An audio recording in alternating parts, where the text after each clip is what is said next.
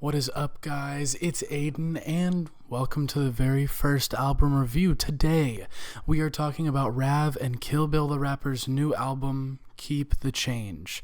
This duo has been around longer than a decade, and yet their albums just keep evolving, keep changing, and this one is definitely the most upbeat one I think that's come out. I feel like they, for a long time, said they didn't want to make those headbanging songs. They didn't want to make those high energy, like, crowd songs. They just wanted to make music for themselves. But I think now they're just pissed off. I think they're angry. I think they're fed up with actually getting attention for their music. Yet, they still made a banging album. For the most part. Let's get into it. The first track off the album, Tarmac, has good, funky, 90s, almost like Beastie Boys vibes.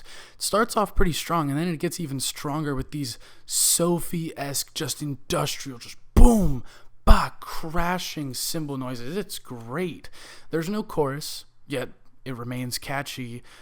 Rav, however, he just, for some reason, for these first two songs, he comes in with this murky, almost unrecognizable vocals. You can't understand what he's actually saying. The tempo is there. It sounds good, but I have no idea what emotions he's trying to display.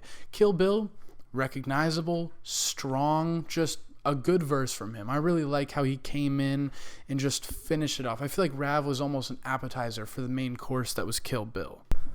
The next song on the album, Clutch, has just impeccable energy. It comes in with this like FLCL guitar that is just banging, and then we get these Slayer-esque drums, just high energy, really into it. Rav, once again, just has these murky vocals. I don't know what he's saying, and usually I feel like the reason I come to Rav is because he has lyrics that say a lot. He has a message with his music, and he has a message with this too, but it's hard when you cannot understand what he's saying. Kill Bill, once again, clear, concise, in it. But I think my favorite part of the song was when they just started going bar for bar. It would be like two bars, 1 bar, and then they'd go together, and it just sounds real good towards the end of the song. Even though Rav is murky, I think that it just makes sense for the vibe of the song. Like, I get why he chose that, and I'm glad that Kill Bill kind of slows us down. He grounds us to just, make sure that we're still here, we're still in it, we're listening, rather than just banging our heads like, I don't know, I guess like they would expect us to. The next song, Boom Boom, is the first real song that talks about how fame is starting to affect them. They're just talking about the ungrateful fans, and it's really just a big fuck you to everyone who judges and criticizes their music because they just want the old Rav back. They want the old Kill Bill back. One of my favorite lines is how it's just, those songs didn't get deleted. They're still right there. You can listen to him whenever you want, and he's going to keep evolving his music, pushing it to a next point, because he's making the music for him. He's said on podcasts and interviews that this is all just for him. Like, if you agree with him, or if you feel him on that level, then congrats. He's happy that happened, but that's not why he's making the music. And I respect it. And then Kill Bill comes in and just rubs it in your face. He's like, yeah, you heard what he said. Let me make sure you felt it, and just gets in there. I respect it. I like it. A good track. Dogma is probably the angriest, just rage-filled song on the album, and yet it leaves something to be desired. It just has these boom, boom, boom, but then I don't feel the energy behind the beat.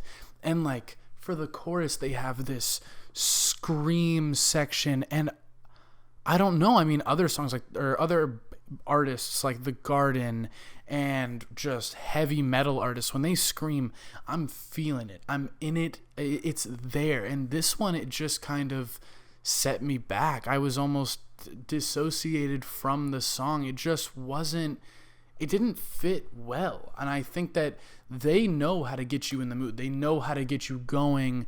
And I think they were trying a new way to get there, but it's just not working how they expected it to. I almost have a feeling that they were excited for this song. They were ready. They're definitely ready to perform this song at concerts. And I think if I heard it live, it would be better. But as of now, just in my car, on the speaker in my headphones, it's not it. I'm just not vibing. The next one on the album, Rare Akuma, is a nasty song. There is this bass line on it that once again is just a Beastie Boys-esque bass line. It's just catchy. It sounds good. I know that they're going to rap well on it. And the chorus was just... I was in it. I can't help but nod my head. Kill Bill, I haven't mentioned this. I mean, I think that I've said multiple times, Kill Bill is solid on this album. He really is. I think that this is probably my favorite of his performances in any album that they've worked on together. Because when I first started listening to the pair, I really was there for Rav. Kill Bill was sort of like some sprinkles on top, a nice little cherry.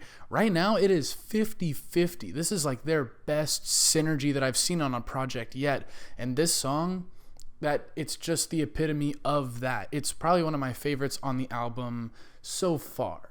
I've got a few more that are real up there, but this one, mwah.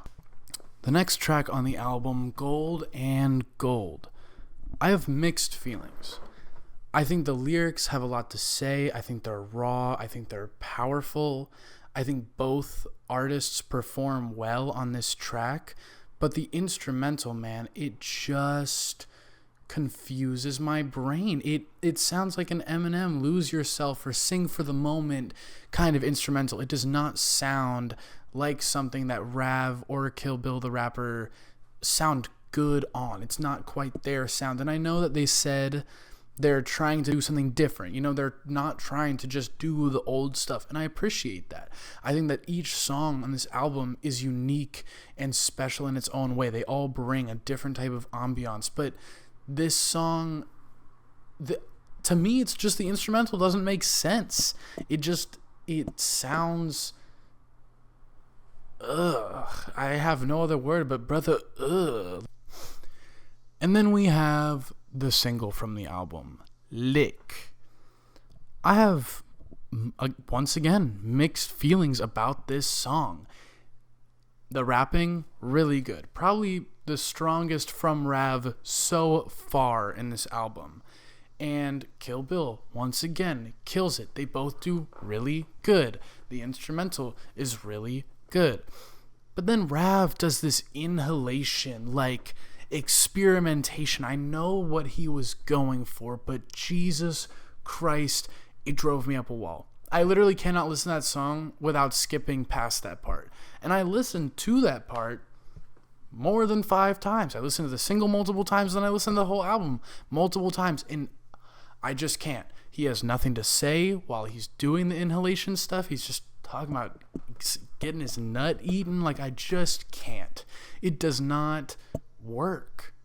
At least not for my ears. I'm sure that there's a lot of people that think that's hard. They think it's good, but no.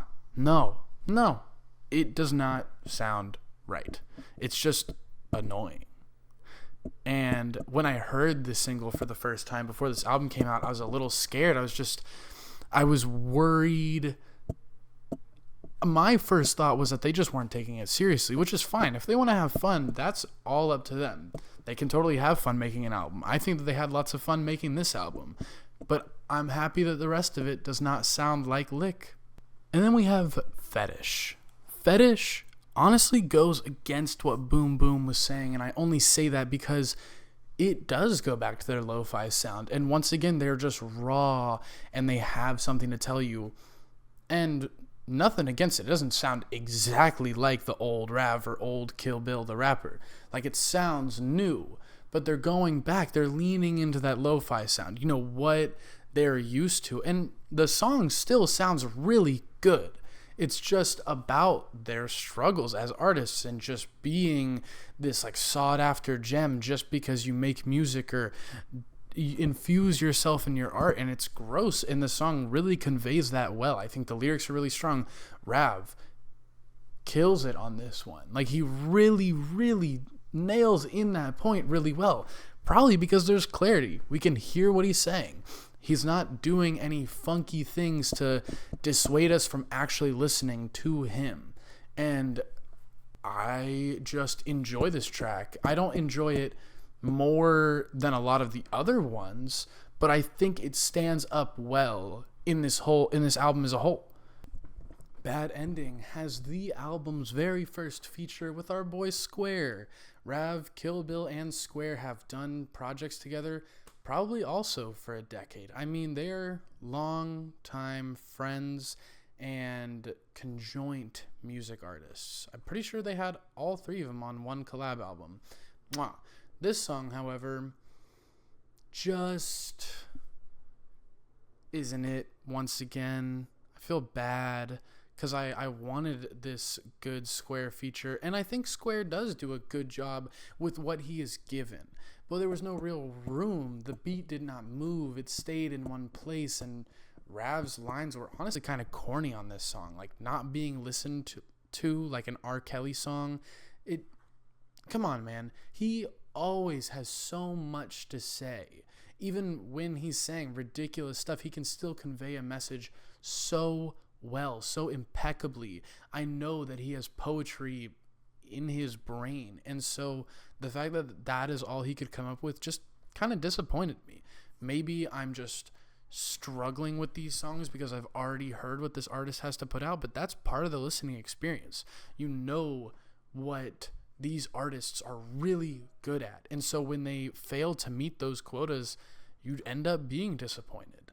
Except I think I get it now, because the last song was called Bad Ending, so if that would have been the ending, yeah, they're right, it would have not been good. But luckily, they finished off so incredibly strong with Things Will Get Much Worse From Here. That has our second feature on the album, everyone's favorite AI goddess, Hatsune Miku. And holy shit, this song goes hard. This song goes harder than any other song on this album. It's ridiculous. Rav's rapping, best on the album. Kill Bill, crush it. Literally the whole song, just mwah. They crush it. They kill it. They get me hype. I've been showing all the peeps this song because I just know it's going to get people moving. Even if they don't really like Rav or Kill Bill the rapper or Hatsune Miku, it hits. Either way. It almost reminds me of Kingdom Hearts with JPEG and Red Veil and Danny Brown. Like, it just has this energy with this little female voice behind it. It's just fun. It's feel good. You are ready to do whatever, man. I will go swim across the ocean or beat 25 pigeons in a fist fight. It does not matter when I have this track behind me. Good stuff. While Kill Bill and especially Rav don't dive into this type of music all the time, this headbanging, fast, hard music, I think the album still delivers. I think a couple songs definitely fall short, and I think that they could just use more experience in this genre. I think the album still did well. It conveyed their message. They got across what they wanted to get across. I think lyrically, it was not the strongest in terms of these two artists. I definitely think that they were just experimenting. Like I said earlier, every song sounds different. They all sound unique. You get the same voices over them, but they still just sound special, each in their own way. And I appreciate that. I don't know. I mean, I did expect more, but after hearing the single and then the whole album, I was pleasantly surprised.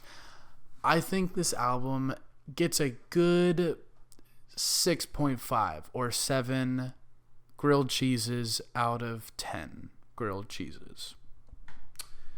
And that was all. That was the first album review. If you guys agree or disagree, let me know in the comments, and there will be more coming. Just you wait.